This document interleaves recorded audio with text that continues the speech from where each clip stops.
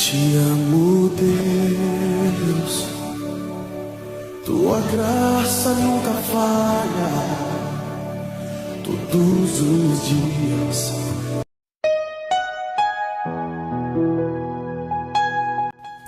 Êxodo, capítulo 1. O sofrimento do israelita no Egito.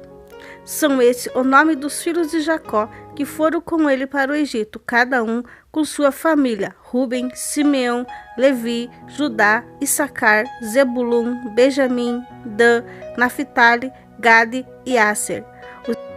Os descendentes diretos de Jacó eram 70 pessoas ao todo. José e o outro filho já estavam no Egito.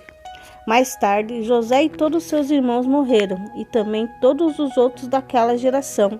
Mas os descendentes de Jacó e os israelitas tiveram muitos filhos. E aumentaram tanto que se tornaram poderosos, e eles se espalharam por todo o Egito. Depois, o Egito teve um novo rei, que não sabia nada a respeito de José, e ele disse ao seu povo: Vejam, o povo de Israel é forte e está aumentando mais depressa do que nós. Em caso de guerra, eles poderiam se unir com nossos inimigos, lutaram contra nós e saírem do país. Precisamos achar um jeito de não deixar que eles se tornem ainda mais numerosos. Por isso, os egípcios puseram feitores para maltratar os israelitas com trabalhos pesados. E assim os israelitas construíram as cidades de Pitom e de Ramsés, onde o rei do Egito guardava as colheitas dos cereais. Porém, quanto mais os egípcios maltratavam os israelitas, tanto mais eles aumentavam. Os egípcios ficaram com medo deles e os tornaram escravos, tratando-os com brutalidade. Fizeram com que a vida deles se tornasse amarga, obrigando-os a fazer trabalhos pesados na fabricação de tijolo, nas construções e nas plantações. E todos os serviços que os israelitas faziam, eles eram maltratados com crueldade. O rei do Egito deu a Cifra e a Pua, que eram parteiras das mulheres israelitas, a seguinte ordem: quando vocês forem ajudar as mulheres israelitas nos seus partos, faça o seguinte: nascer um menino, matem, mas se nascer uma menina, deixe que viva.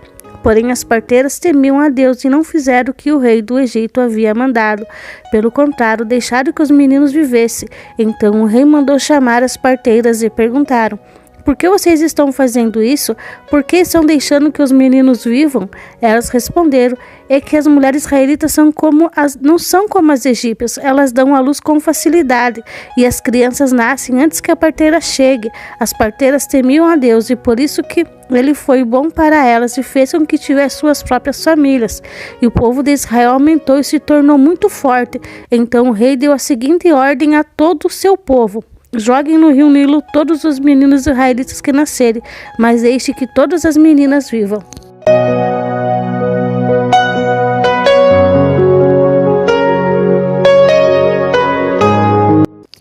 Êxodo, capítulo 2. O nascimento de Moisés. Um homem e uma mulher da tribo de Levi casaram. A mulher ficou grávida e deu à luz a um filho. Ela viu que o menino era muito bonito. Então o escondeu durante 3 meses. Como não podia escondê-lo por mais tempo, ela pegou uma cesta de junco, tampou os buracos com betume e piche, pôs nela o menino e deixou a cesta entre o junco na beira do rio. A irmã do menino ficou de longe para ver o que ia acontecer com ele. A filha do rei do Egito foi até o rio que estava tomando banho. Enquanto as suas empregadas passeavam ali pela margem, de repente ela viu a cesta no meio da moita de juncos e mandou que uma das suas escravas fosse buscá-la. A princesa abriu a cesta e viu um bebê chorando. Ela ficou com muita pena dele e disse: Este é o menino israelita. Então a irmã da criança perguntou à princesa: Quer que eu vá chamar uma mulher israelita para amamentar a criança para a senhora? Vá, respondeu a princesa. Então a moça foi e trouxe a própria mãe do menino. Aí a princesa lhe disse: Leve esse menino e crie para mim, que eu pagarei pelo seu trabalho. A mulher levou o menino e criou.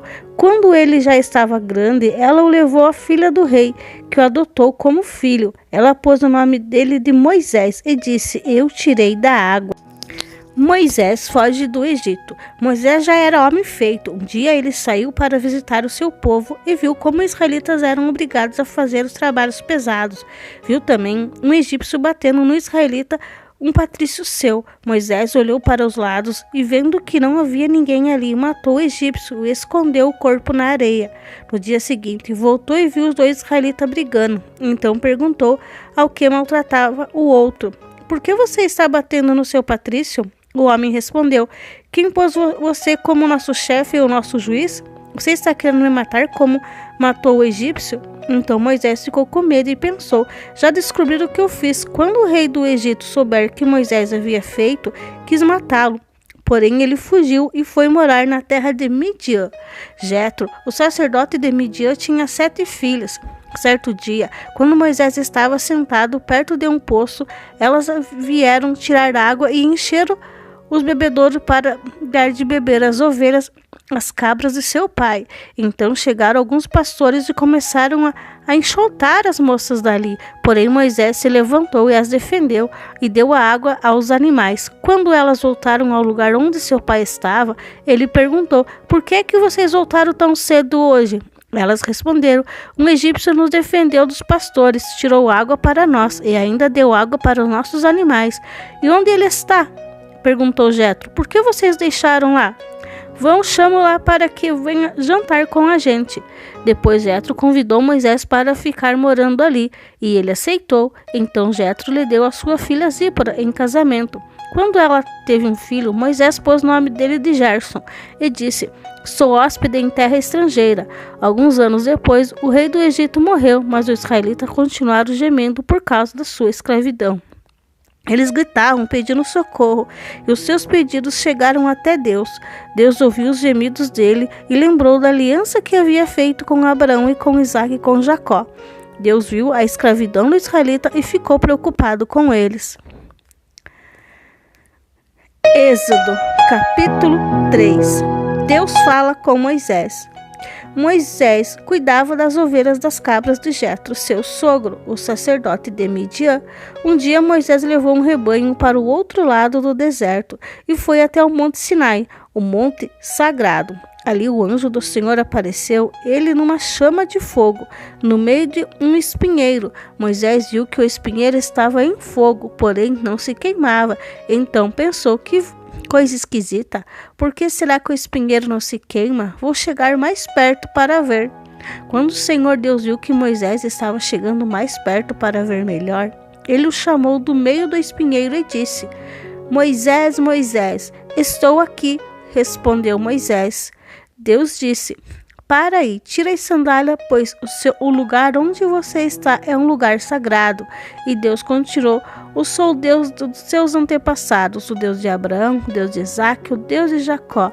Aí Moisés cobriu o rosto porque ficou com medo de olhar para Deus. Então o Senhor disse: eu tenho visto como meu povo está sendo maltratado no Egito. Tenho ouvido seu pedido de socorro. Por causa dos seus feitores, sei que estão sofrendo.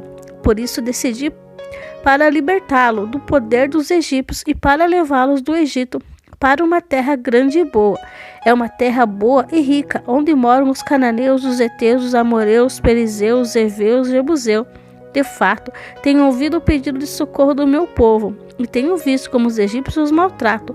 Agora venha, e eu enviarei o rei do Egito para que você tire de lá o meu povo, o israelita. Moisés perguntou a Deus: quem sou eu para ir falar com o rei do Egito e tirar daquela terra o povo de Israel? Deus respondeu: eu estarei com você. Quando você tirar do Egito o meu povo, vocês vão me adorar nesse monte, e isso será uma prova de que eu o enviei. Porém Moisés disse: quando eu for falar com o israelita e lhe disser: o Deus dos seus antepassados me enviou a vocês, e eles vão me perguntar: qual é o nome dele?